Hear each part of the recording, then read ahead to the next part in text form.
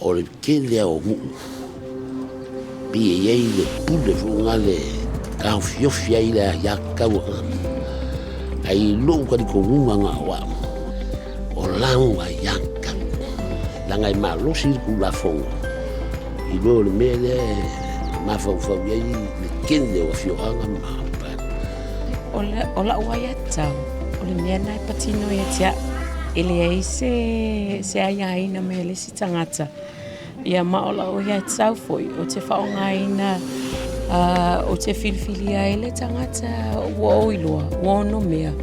maanga waa e na te tau ave ina le tofi o le e tu malo mai mole tivita silipole asosa o lo fesilingi ai ni se tangata resi tala i salafai